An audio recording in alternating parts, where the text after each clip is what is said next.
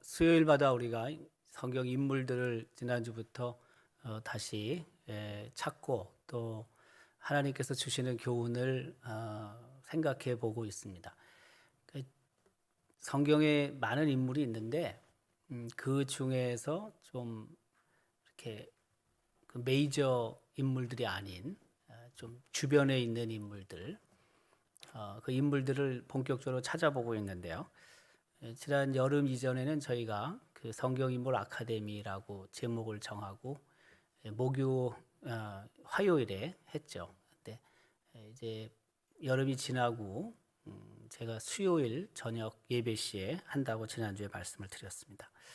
그래서 지금 23번째 인물인데요. 한나에 대해서 좀 함께 살펴보려고 합니다. 지난주 수요일에는 한나의 남편인 엘가나를 우리가 함께 나누었습니다. 그 엘가나에게는 두 부인이 있었다. 하나는 한나고 하나는 분인나이죠. 한나가 먼저 기록된 거로 봤을 때 아무래도 한나가 그 첫째 부인인 것 같고요. 근데 한나에게 자식이 없다 보니까 그 엘가나가 둘째 부인, 두 번째 부인을 맞이한 것 같습니다. 그 당시에 관습이나 인습이 이렇게 뭐 그 둘째 부인을 두긴 하지만 그러나 하나님께서는 일부일처를 생각하셨고 성경에도 또 그렇게 기록하고 있고요. 그러니까 두 부인을 둔 엘가나의 그 삶은 결코 옳은 건 아닙니다. 그 당시만 하더라도 뭐 사람들이 그렇게 산다고 해도 하나님께서 원하시는 그런 가정, 부부의 모습은 분명히 아니라고 할 수 있죠. 한나라는 그 이름의 의미는 사랑스러움, 은혜스러움이라는 뜻입니다.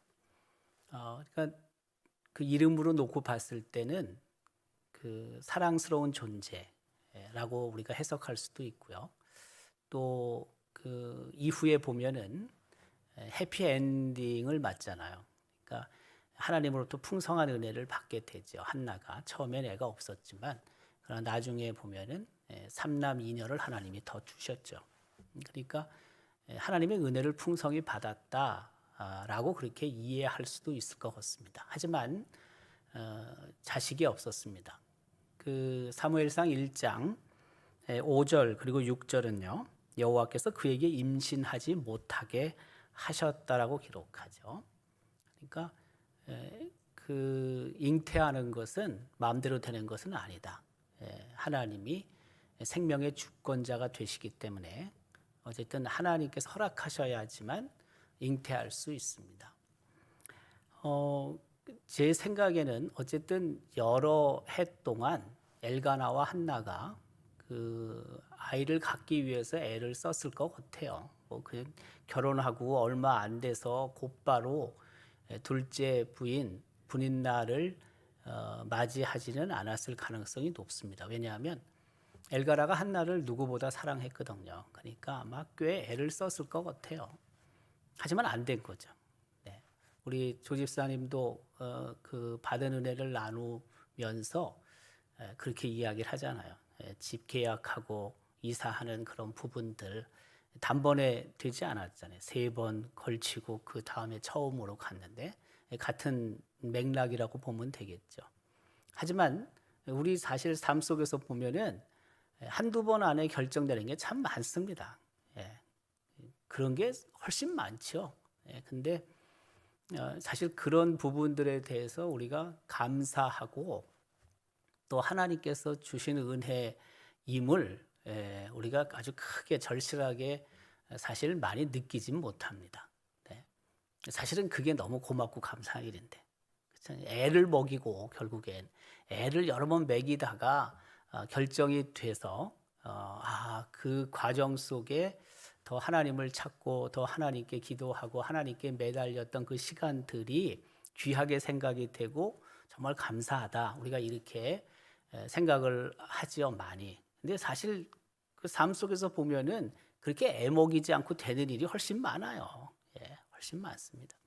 많은데 이제 그거에 대한 의미, 그거에 대한 감사 이런 게 우리가 좀 더 부족한 측면이 있다 이 말씀이죠. 근데 그러다 보니까 좀 애목인 거가 생겼을 때 더 이제 깊이 그 하나님의 뜻을 찾고 그 과정 속에서 또 결과를 놓고 그 하나님 앞에 감사하는 시간을 우리가 더 가질 수 있게 되죠.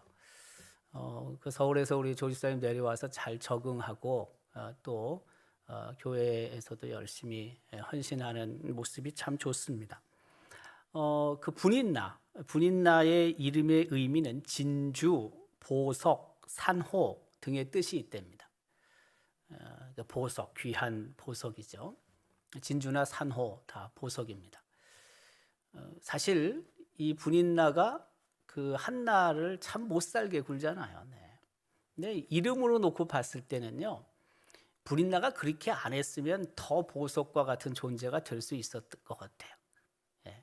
더 진주, 산호와 같은 그런 귀한 존재가 될 수 있었는데, 아이 뭐 좀 그 먼저 애 낳았다고 말이에요. 그렇게 못 살게 굴어가지고 가치를 떨어뜨렸다고 저는 생각이 들어요.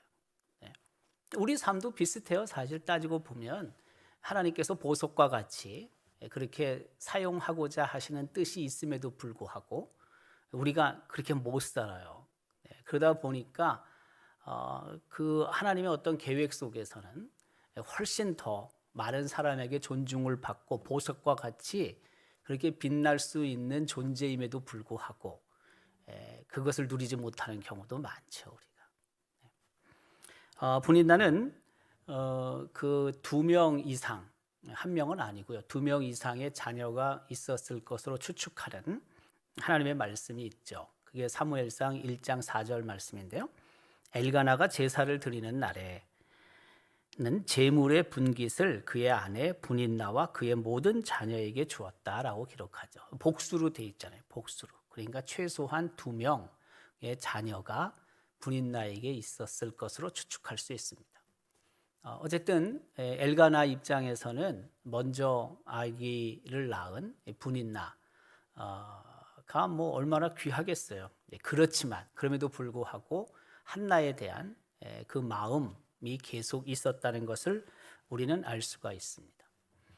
그 한나의 생활이 어떠했겠나? 굉장히 괴로운 일상을 보냈을 것 같습니다. 왜냐하면 분인나로부터 그렇게 대우를 받았잖아요. 그래서 날마다 울고 먹지 않는 그런 한나의 모습을 성경은 기록하고 있습니다. 사무엘상 1장 6절 7절은 이렇게 기록합니다. 그의 적수인 분인나가 그를 심히 격분하게 하여 괴롭게 하더라. 매년 한나가 여호와의 집에 올라갈 때마다 남편이 그같이 하매 분인나가 그를 격분시키므로 그가 울고 먹지 아니하니. 막 속을 뒤엎는 거죠. 뭐. 그러니 뭐 한나가 좀 온유하고 뭐 참고 인내하던 여인이라 할지라도 한 번씩 그렇게 몰려오면은 막 속이 얼마나 쓰리겠습니까? 화가 나지 않겠습니까? 그래서 그때 울고 먹지 아니했다. 솔직한 표현이죠. 솔직한 표현. 뭐 얼마나 마음이 아프겠습니까? 그 남편이 어쨌든 또 새로운 부인을 얻게 되고 거기서 또 자식이 태어나고 아무래도 남편의 마음이 물론 자기를 위로하는 부분이 있다 할지라도 뭐 뻔한 거 아니겠습니까? 서글퍼지고요. 또 그 하나하나 그 말들 자체가 비수가 되어 꽂힌다고 생각을 하고 뭐 저쪽에선 꼭 그런 의미로 말을 하지 않고 그렇게 행동하지 않아도 이 당사자 입장에서는 그렇게 받아들이지 않는 거죠. 우리가 충분히 이 부분도 그렇게 이해할 수 있습니다. 그러니까 뭐 밥도 먹지 못하고 울고 뭐 이런 상황에 빠지죠. 그 마음이 슬프다. 한나의 마음이 슬프다라는 하나님의 말씀도 있습니다. 그 1장 15절은 기록합니다. 한나가 대답하여 이르되 내 주여 그렇지 아니하나이다. 나는 마음이 슬픈 여자입니다. 이 슬프다는 건 뭐냐면요, 괴롭다는 뜻입니다. 괴롭다는 뜻이에요. 그러니까 한나가 그냥 평상시 그렇게 산 거예요. 얼마나 참 하루하루의 삶이 힘들었겠습니까? 충분히 이것도 우리가 이해할 수 있습니다. 세 번째 뭐냐면 한나가 원통해했다라는 성경 말씀도 있습니다. 그게 16절인데 이렇게 기록하죠. 당신의 여종을 악한 여자로 여기지 마옵소서. 내가 지금까지 말한 것은 나의 원통함과 격분됨이 많기 때문이다 하는지라. 그러니까 엘리 제사장과의 대화 속에서 한나가 자기의 솔직한 것을 지금 표현하고 있는 거거든요. 그러니까 나는 슬픈 여자다. 나 참 괴롭다. 또 뭐예요? 원통하다는 거예요. 원통하다. 네. 아주 솔직하게 자신의 지금 심적 상태를 분명히 말하고 있는 거죠. 네. 이와 같은 그런 한나의 마음, 한나의 그런 상태를 우리가 볼 수 있는데, 그럼에도 불구하고 남편 엘가나가 한나를 무척 사랑했다는 것을 우리는 잘 알죠. 근데 그게 아무 소용이 없는 거예요. 결국엔 아무리 남편이 따뜻한 말로 이야기를 하고 또 잘 대해줘도 의미가 없어요. 한나는 이미 마음에 큰 상처가 있기 때문에 그렇습니다. 그러니까 그 문제를 해결하지 못하면 극복하기가 힘든 거죠. 극복하기가. 그래서 이제 세 번째는 뭐냐면 남편 엘가나의 사랑에 대해서 다시 한번 우리가 볼 필요가 있는데요. 남편으로부터 갑절로 받은 사랑이 있다는 거죠. 지난 수요일에도 우리가 함께 나누었지만 4절 5절은 이렇게 기록합니다.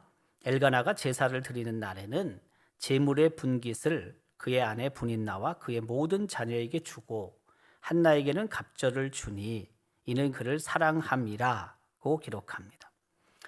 아내의 부족, 아내의 약점을 사랑으로 감싸주려고 했고요.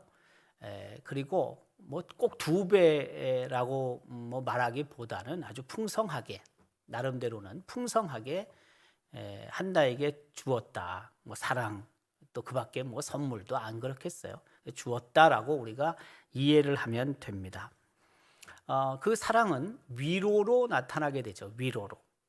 엘가나의 위로가 있어요. 근데 그 위로도 사실 별로 소용이 없다는 거예요. 문제는. 8절은 이렇게 기록하죠. 그의 남편 엘가나가 그에게 이르되 한나여 어찌하여 울며 어찌하여 먹지 아니하며 어찌하여 그대의 마음이 슬프냐. 내가 그대에게 10 아들보다 낫지 아니하냐 하니라. 어찌하여 어찌하여 어찌하여. 이 어찌하여라는 게 뭐냐면요. 왜예요. 왜. why, 왜 3번이나 지금 말하고 있지 않습니까? 네. 사실 남편 엘가나가 그 한나의 마음을 정확하게 이해했다고 볼 수는 없는 것 같아요. 왜 물어볼 게 없죠. 다 아는 얘기인데 뭘 왜 물어봐요. 제가 봤을 땐 이게 더 속 터지는 일이에요. 한나 입장에서 봤을 때. 네. 그렇지 않겠어요? 그냥 가만히 있으면 오히려 속이 덜 터지는데 이건 뭐 자꾸 왜 뭐 좀 아는 척하고 말해. 남편들이 그럴 때 있잖아요. 네. 그 뭐 안 물어봐도 사실 다 아는 건데 속 얘기는 하지도 않고 말이에요. 그냥 옆에 있는 얘기만 물어보고 말이에요. 뭐 아는 것처럼. 알긴 뭘 알아요. 알지도 못하면서. 그러니까 속이 더 상하는 거지. 와이프 입장에서 봤을 때는요. 그건 또 남편은 안 그러냐? 남편도 똑같아요, 여러분. 뭐 부인들 남편 사정 다 아는 거 같이 혹시 생각할지 모르지만 그것도 아니에요. 남편들도 말 못할 사정들 다 있어요. 그게 또 힘든 게 있는 거죠. 힘든 게. 그럴 때는 사실 어떤 면에서 뭐 속 시원하게 서로 그냥 진솔하게 대화를 하지 못할 바에는 그게 잘 되지 않는다면은 그냥 변두리에 있는 얘기 자꾸 할 필요 없다는 거예요. 제가 볼 때 그냥 가만히 있는 게 훨씬 나아요. 자꾸 옆에 있는 얘기 비본질적인 얘기만 하면 화만 더 나요. 화만. 상대 다 똑같다는 게 제 얘기는 와이프 입장에서나 남편 입장에서나 별 차이가 없다 이 말씀이에요. 자 어쨌든 그럼에도 불구하고 남편 엘가나는 위로의 말을 해야죠. 안 할 수는 없는데 그러나 너무 주변에 있는 변두리에 있는 얘기는 하지 말자는 게 제 뜻이에요. 어쨌든 그런 위로의 말을 건넵니다. 그렇지만 그 인간적인 위로의 말은 사실 별 의미가 없는 거예요. 우리가 알고 있듯이. 그래서 이제 한나가 하나님 앞에 가는 거 아니에요. 하나님 앞에 가서 기도하고, 그리고 사실은 그 남편이 주지 못하는 위로를 받게 되는 거죠. 그러니까 주변에 그 여러 사람들에게 우리가 위로를 받기 위해 찾기도 하고, 또 주변의 여러 사람들의 말을 기울이기도 하는데, 위로를 받기보다는 오히려 더 마음의 상처가 깊어질 때가 있거든요. 우리가 지금 욥기를 지금 계속 읽잖아요. 욥기를 읽는데 그 욥기도 결국엔 그런 거 아니에요.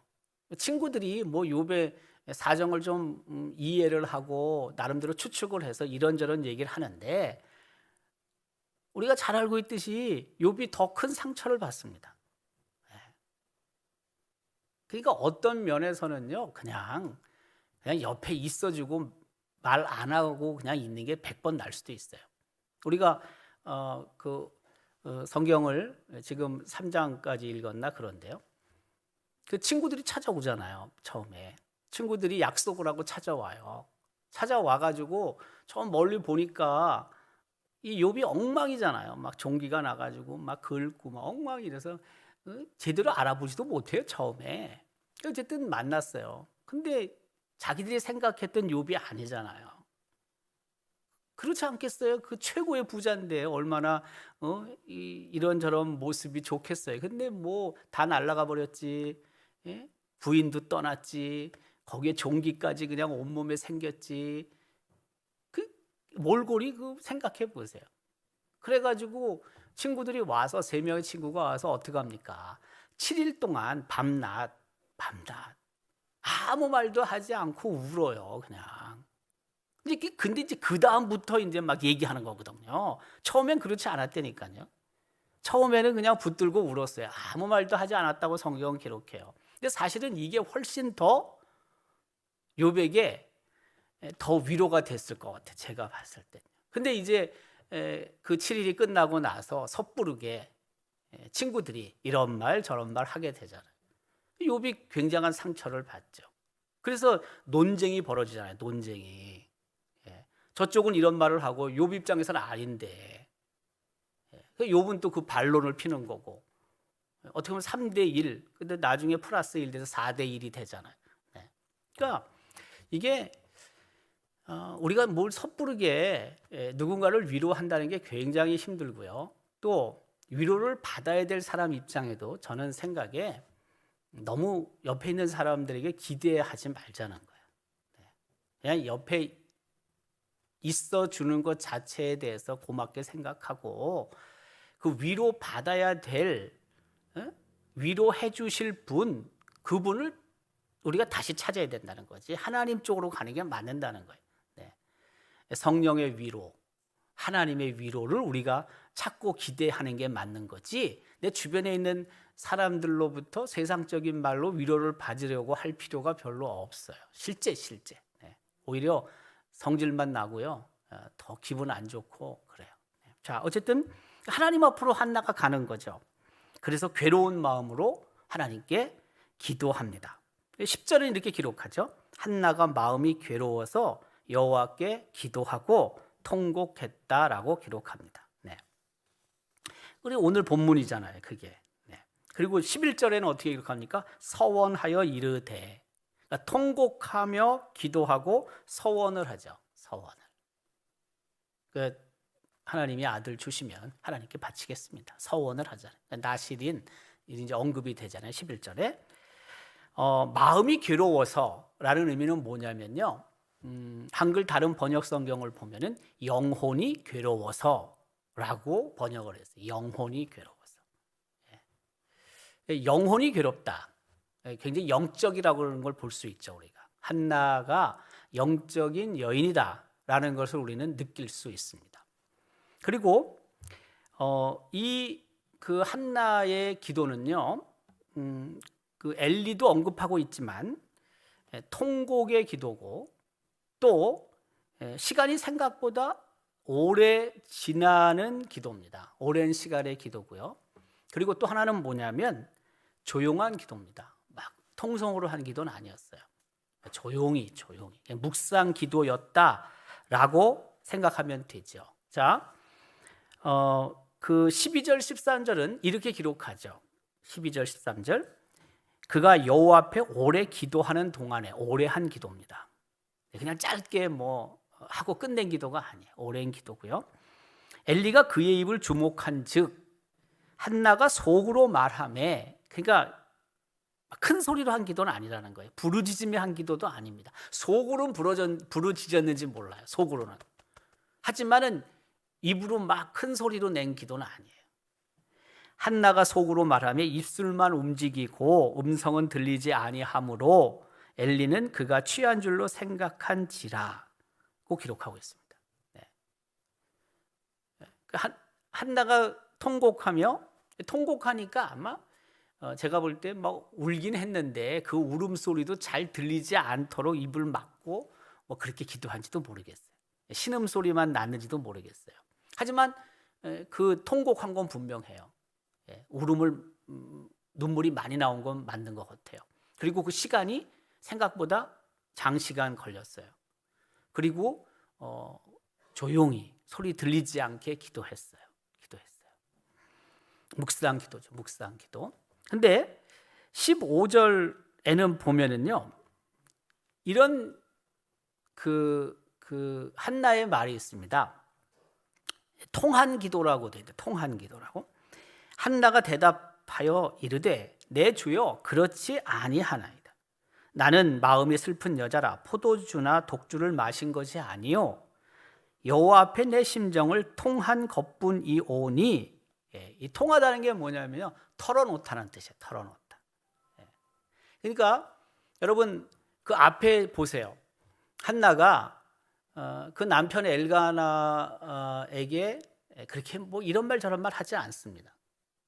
그냥 울고 그리고 먹지 아니해요. 울고 괴로워해요. 원통해해요. 그렇죠? 네. 근데 하나님 앞에서는요, 한나가 어떻게 합니까?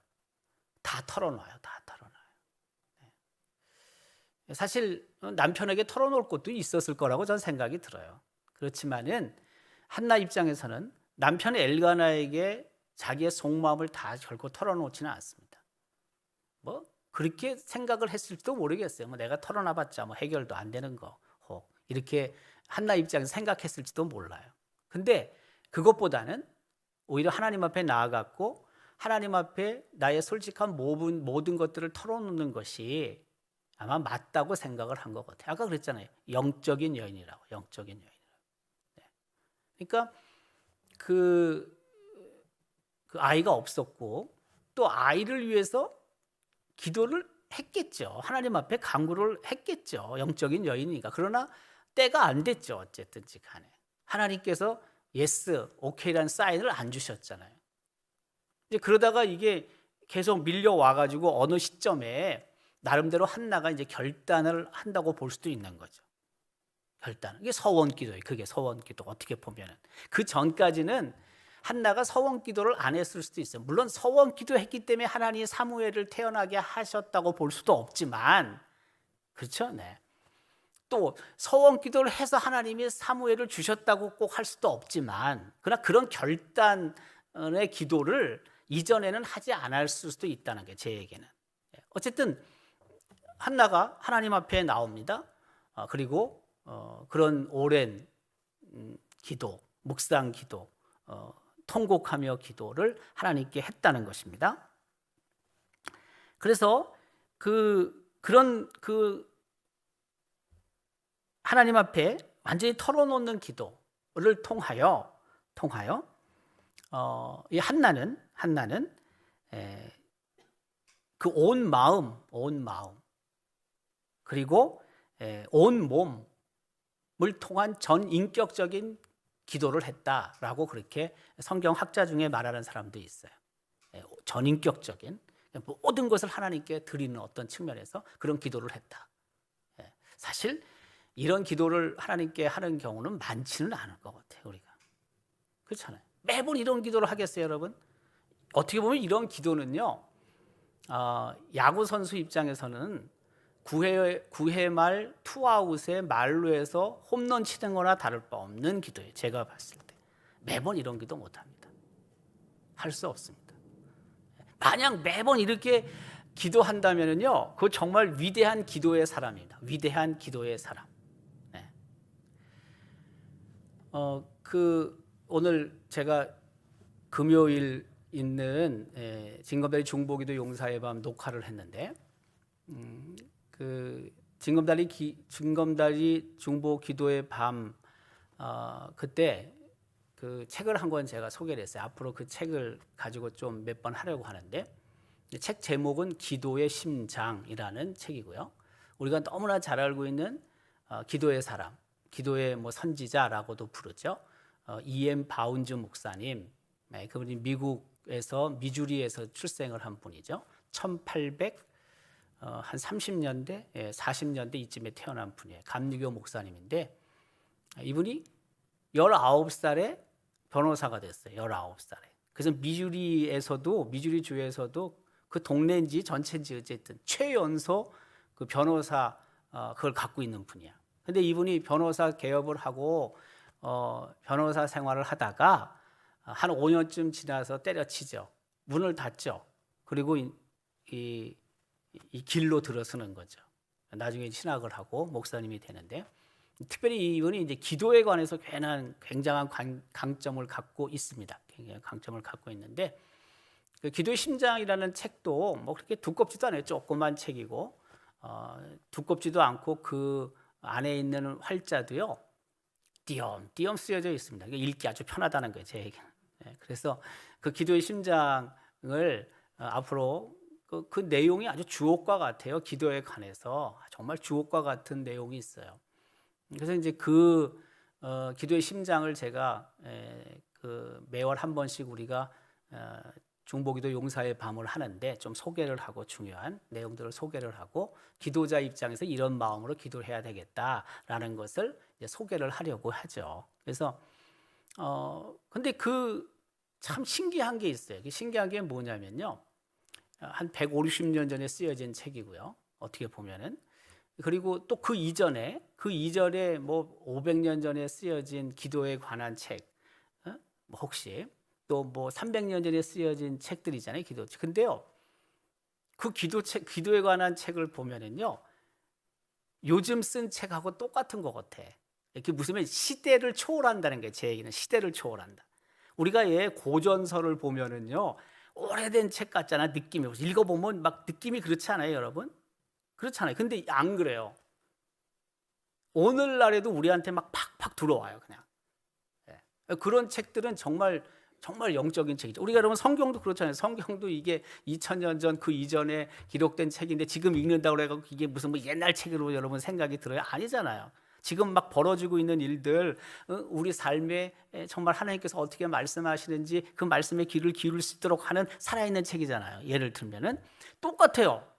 150년, 200년 전, 300년 전에 쓰여진 책인데 참 신기하게 이게 무슨 완전히 뭐 그 옛날 구닥다리 그런 책이 아니라니까요. 네. 그래서 그 기도의 심장이라는 책을 여러분 어쨌든 한 권씩 좀 앞으로 구입을 해가지고 읽어보세요. 그러면 내 기도를 정리할 수 있고 내가 어떻게 기도해야 하는지를 세상 깨닫게 만든다고요. 세상 깨닫게 만들어요. 제가 그 금요일 날 할 거 녹화하면서 하나 소개한 게 뭐냐면, 교회는 하나님의 전은 교회는 기도의 용사를 배출하는 곳이다. 기도의 용사를. 마지막 챕터 14장에서 그 바운즈 목사님이 얘기를 해요. 그 챕터가 14개야, 그 책에. 근데 조금씩 있죠. 그래서 기도의 용사가 배출되지 않으면 교회는 죽은 교회라 이거예요. 교회는 기도를 배우는 곳이라는 거예요, 그분 얘기는. 그리고 그 기도의 능력이 나타나야지만, 생명력이 나타나야지만 교회가 살아있다는 거예요. 저는 참 이 코로나 시대에 접어들면서 잘 모이지 못하니까 우리가 뭐 예배도 참 회복이 돼야 되는 측면이 많이 있지만 정말 기도가 회복돼야 된다는 그런 강렬한 욕구가 있어요. 네.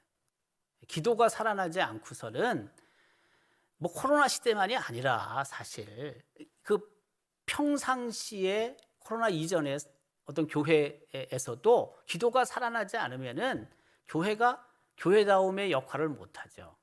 성도도 똑같아요. 성도도 기도가 살아있지 않으면 성도에게 있어서 능력을 발휘할 수 없거든요. 이제 그 얘기를 하는 거예요. 그 E.M. 바운즈 목사님이 챕터 14에서 기도의 심장이라는 책에서 그 얘기를 하죠. 자, 어쨌든 이제 그분 책을 읽어 보면은요, 아이고야, 참 나의 기도의 모습을 너무 적나라하게 이렇게 비추어 볼 수 있게 해요. 한나의 기도는요, 제가 말씀드린 것처럼 9회 말 투아웃 말로 홈런입니다. 말로 홈런. 네. 우리가 매번 이런 기도는 할 수 없을 것 같아요. 저는 매번 한다는 건 참 힘들어요. 그렇지만 애를 쓰는 건 맞아요. 애를 쓰는 거. 그리고 이런 기도를 할 수 있도록 우리가 최선을 다해야 될 필요가 있어요. 그런 기도의 결과가 뭐냐? 그 기도한 후에 어떤 반응이 나타나느냐? 기도 후에 한나의 모습을 보니 알 수가 있어요. 그 기도를 드린 후에 한나 얼굴에 근심이 없어요. 근심이 사라져요. 근심이. 네. 그 17장 1장 17절 18절 이렇게 기록하죠. 엘리가 대답하여 이르되 평안히 가라.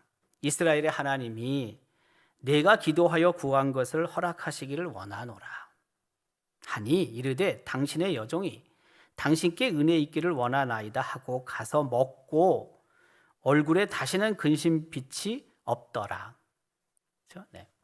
어쨌든 엘리 제사장이 한마디 했어요. 평안히 가. 샬롬이죠. 샬롬. 평안히 가라는 거예요. 근데 그 말을 듣고 그렇게 말했다고 그래갖고 여러분 그걸 또 그냥 다 고지고대로 100% 수용하는 것도 쉬운 건 아니죠. 네.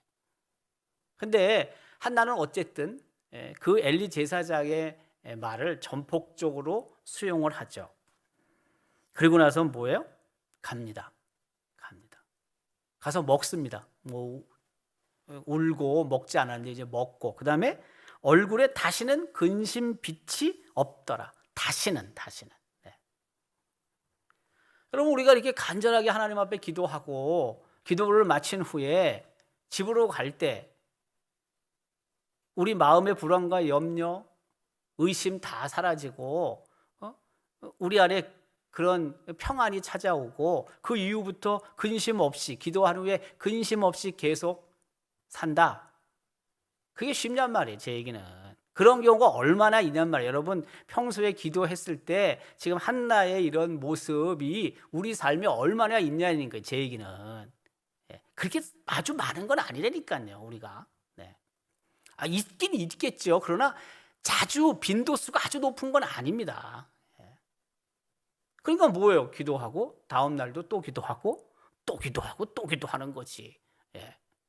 아니 내가 기도한 거 하나님께서 반드시 응답하신다. 그러면 내 마음에 불안도 없어야 되는 거고 내 안에 무슨 근심도 있으면 안 되는 거죠. 사실은 그걸 반복적으로 기도할 필요도 사실 없죠. 어떻게 보면.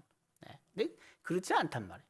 그래서 저는 이런 기도, 한나의 이 기도는 정말 몇 번 우리 일생에 있어서 몇 번 우리가 막기 어려운 기도일 수도 있다라고 생각이 드는 거예요. 자, 어쨌든 믿음을 통해서 그 한나에게는 평안이 찾아왔습니다.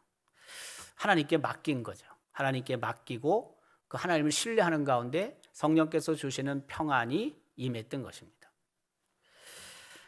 그리고 나서 한나가 어떻게 됩니까? 이제 사무엘을 갖게 되는 것입니다. 기도 응답으로 사무엘이 출생하게 됩니다.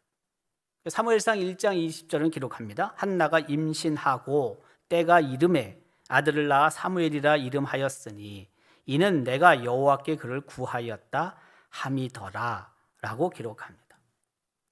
내가 여호와께 구하였다. 이게 사무엘이라는 이름의 뜻이거든요. 혹은 사무엘은 엘이라는 게 원래 하나님이잖아요. 하나님, 엘. 그래서 그 이름은 하나님이란 뜻이기도 합니다. 내가 여호와께 구하였다. 근데 구한 걸로 끝난 게 아니라 뭐야? 하나님이 응답하신 거죠. 하나님이 응답하신 거죠. 사무엘은 기도의 응답으로 태어난 아들입니다. 자, 바로 이와 같은 응답, 기도를 통한 응답을 한나는 확인하게 됩니다.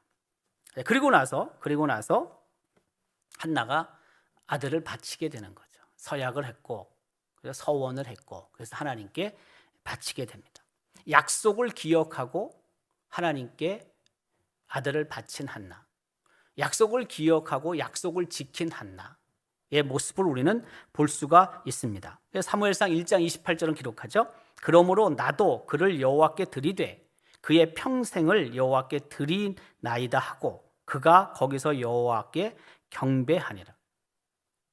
하나님께 약속했어도요, 사실 그토록 바라던 아들인데, 네.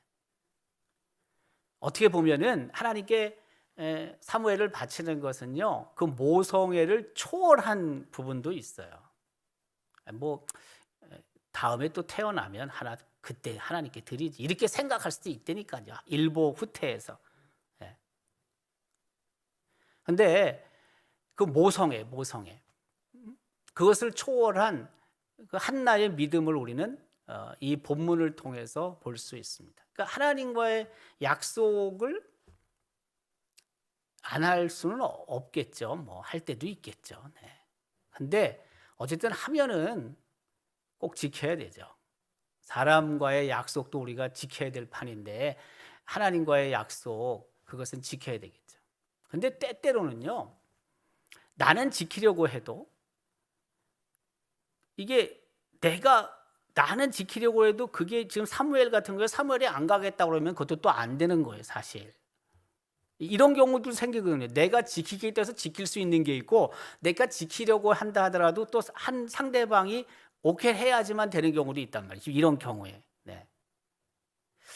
그 쉬운 건 아니에요. 그러니까 어떤 측면에서 보면 사무엘 뭐 그 당시만 하더라도 아들이 엄마가 또 그렇게 하면 뭐 그렇게 따라하는 그게 그 당시에 어떻게 보면은 그런 분위기였을 수도 있는데, 그래도 사무엘도 참 용해요. 사무엘도 엄마가 그렇게 정했고 엄마가 그렇게 바쳤을 때 또 사무엘이 그것을 순순히 받아들이고, 그래서 또 어떻게 보면 마지막 이스라엘의 사사로 또 선지자로 역할을 잘 했는데, 그것도 사무엘이 그런 측면에서 굉장히 하나님으로부터 큰 은혜와 복을 받은 사람이라고도 할 수가 있죠.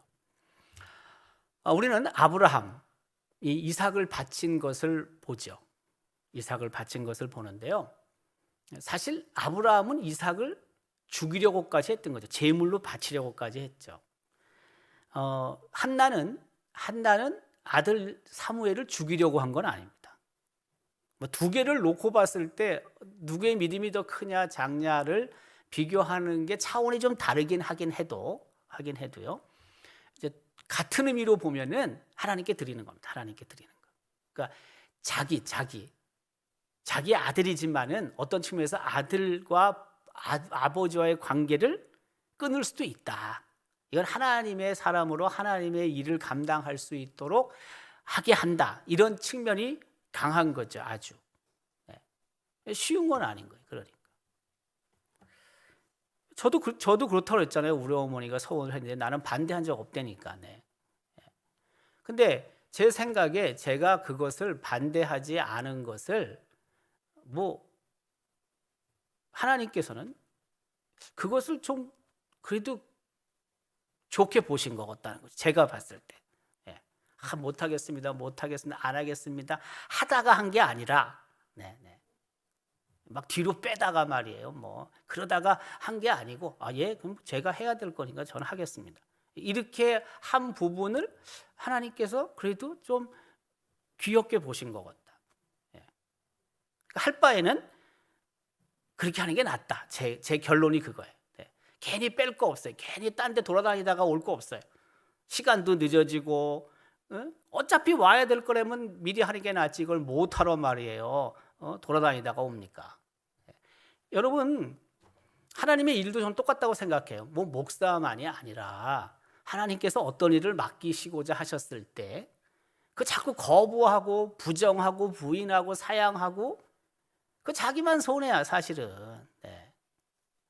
최악의 경우에는요, 물론 결국에는 와서 그 일을 할 수밖에 없는데 하나님께서 그렇게 이끌어 가십니다. 몰아가십니다. 제가 봤을 때는. 근데 최악의 경우에는요, 안 시킵니다. 하나님이. 너 필요 없다는 겁니다. 더 이상 니는. 이거는요 진짜 불행한 겁니다. 예. 그러니까 무슨 일을 하나님께서 맡기실 때요, 너무 거부하지 마세요. 예. 물론 겸손함은 있어야 돼. 겸손함. 제가 이것을 할 수 있을까요? 이런 겸손함은 있어야 되지만은 그 겸손을 넘어서 가지고 말이에요, 오만하게 나 이거 안 합니다. 나 이거 못 합니다. 이렇게 나가서는 안 된다는 거지. 거기까지 가면 안 돼요. 예. 그래서 최악의 경우에는 배제 당할 수도 있어요. 하나님으로부터 배제 당할 수도. 거기까지 가면 안 되는 거죠. 근데 가급적이면 뭐예요? 그냥 수용을 하는 거예요. 수용하는 거예요. 저는 참 잘했다, 제가. 예. 그 생각이 들어요. 뭐 사실 계속 딴 데 돌아봤자 뭘 하겠어요. 할 게 뭐가 있겠어. 다 비슷비슷한 거지, 그게 뭐. 예. 여러분 그렇게 생각 안 하십니까? 예. 기껏 뭐 해봤자 제가 뭐 엔지니어 했겠지 뭐. 예. 공과대 나왔으니까. 엔지니어 하고 뭐 공부 좀 더 해가지고 제가 뭐 공학 박사가 됐다면 뭐 연구원 연구소에 가서 뭐 그런 거 하겠지 뭐.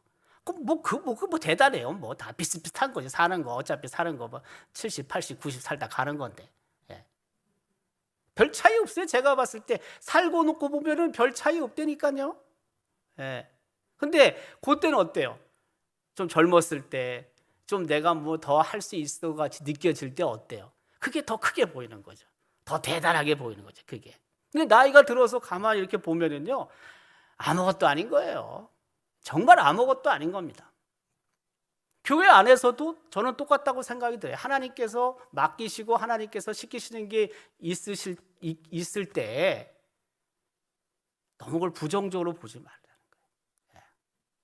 오히려 긍정하는 마음으로 그것을 수용을 하면 하나님께서 귀엽게 보시는 거예요. 하나님이 맡기시는 일, 하나님의 일을 그렇게 하겠다고 했을 때 하나님께서 오히려 더 그 길을 인도하시고 풍성한 은혜를 부으신다는 거예요. 저는 저를 보면서 그렇게 느껴요. 저를 보면서. 네. 그래서 제가 잘했다는 거예요. 제가. 그 부분에 있어서. 감사한 거예요. 그러니까.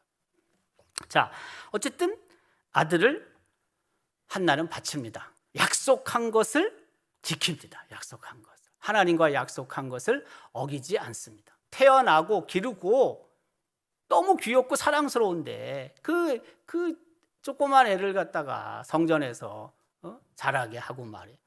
그리고 떨어져야 되고 그 엄마 마음이 어떻겠습니까, 여러분? 아니, 사무엘 태어난 후에 하나님이 삼남 이녀를 약속한 적이 없어요. 그러면 내놓을 수 있죠. 근데 이게 끝날 수도 있는 건데요. 아들이 이제는 더 이상 내 옆에 있는 아들이 없을 수도 있는 거예요. 이건 굉장한 모험인 겁니다, 여러분. 이렇게 하나님께 드렸을 때 아들과 딸을 또 주실 거라고 한나가 생각했을까? 저는 거기까지 생각을 못했을 것 같아요. 만약 그렇게 생각했다면 그건 위선이야 또. 예. 근데 그렇게 하고 나니까 하나님께서 주신 거지. 결론적으로 그렇다는 거예요. 결론적으로. 너무 앞서서 생각해도 안 돼요. 너무 앞서가지고 막 바래도 안 돼요, 사실은. 네. 자, 그래서 약속을 지킨 한나의 모습을 우리는 기억해야 하고, 혹 우리도 마찬가지예요. 우리도 하나님 앞에 혹 약속한 것들이 있었는지를 한번 잘 생각해 보자고요. 하나님이 나를 부르시기 전까지 잘 생각해 보자고요. 그래서 약속한 게 있으면 지켜야지. 네. 해야죠. 아니, 내가 참 몸을 잘 가누지 못하는 그런 상태에서 생각이 났다. 내가 지금 일어서서 할 수가 없어요. 내가. 그땐 내 아들, 딸에게도 시켜야지. 근데 거기까지 가지 말고 일단 내가 움직일 수 있대. 여기 지금 계신 분들 다 움직여서 나온 거 아니에요. 네. 그러니까 내 몸이 이렇게 어쨌든 움직여서 할 수 있는 이런 상황 속에서 내가 하나님과 이전에 약속한 게 무엇이었는지를 한번 찾아보고 그 약속을 내가 지킬 수 있도록 해야죠. 그게 20년 전이든 30년 전 거이든 50년 전이든 찾아봐야죠. 알면서도, 약속한 거 알면서도 아직까지 안 하는 사람들도 있습니다. 네. 어떻게 하면 그냥 어떻게 되겠지. 그건 내 생각이지, 그거야. 지켜야 됩니다. 자, 어쨌든 이렇게 했을 때 하나님께서 한나에게 보너스를 주신 거죠. 보너스. 그 보너스가 뭐예요? 바로 삼남 이녀의 자식입니다. 사무엘상 2장 21절은 이렇게 기록합니다. 여호와께서 한나를 돌보시사 그로 하여금 임신하여 세 아들과 두 딸을 낳게 하셨고 아이 사무엘은 여호와 앞에서 자라니라. 한나의 믿음, 한나의 헌신을 하나님께서 보신 겁니다. 받으신 겁니다. 그리고 하나님께서는 가만 계시지 아니하시고 한나의 그 서름 한꺼번에 다 그냥 끝내신 겁니다. 설령 한나에게 삼남 이녀를 하나님이 주시지 않았을 수도 있습니다. 그러나 한나가 그렇게 소원했던 아들 사무엘을 낳은 것만으로도 한나는 위로를 받았어요. 사실은. 예, 그렇잖아요. 그것만도 감사한 일이에요. 그런데 하나님께서는 그것으로 끝내지 아니하시고 삼남 이녀를 더 주셨단 말이에요. 우리의 삶도 사실 한나와 같은 그런 삶에 있는 그런 사람들이 있을 수 있습니다. 네. 그 인생의 어떤 그 과정 속에서 짧게 한나의 경험이 나의 경험일 수도 있습니다. 또 긴 어떤 세월 속에서 한나의 삶이 나의 삶이었다라고 고백하는 사람도 있을 수 있습니다. 다만 중요한 건 뭡니까? 우리가 오늘 한나에 대해서 정리하면서 중요하게 생각해야 될 건 다른 게 아닙니다. 우리가 토로해야 될, 솔직하게 고해야 될 곳은 역시 하나님 앞이라는 것입니다. 하나님 앞에서 우리는 속이려고 할 것도 없고 감추려고 할 것도 없다는 거예요. 하나님과 나 사이에 내가 다 털어놔도 비밀은 유지되는 거예요. 비밀은. 근데 우리가 막상 털어놓지 못하는 이유 중에 하나는 비밀이 유지될까 염려가 되기 때문에 사실을 얘기 못하는 경우도 많거든요.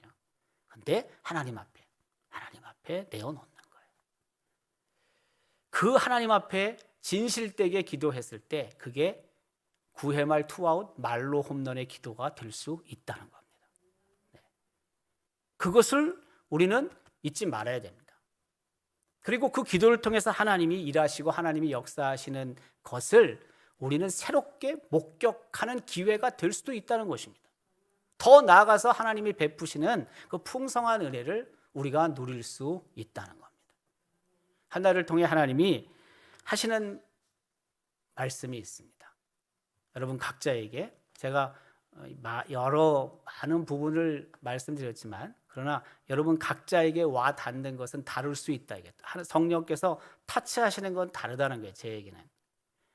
바로 그것을 우리가 다시 한번 생각하고 오늘 본문을 통해서 우리에게 주시는 하나님의 음성, 그 음성을 붙잡고 말씀을 붙잡고 우리의 삶이 더욱 하나님으로 인해 풍성한 은혜를 맛볼 수 있는 기회가 될 수 있기를 주님의 이름으로 기원합니다.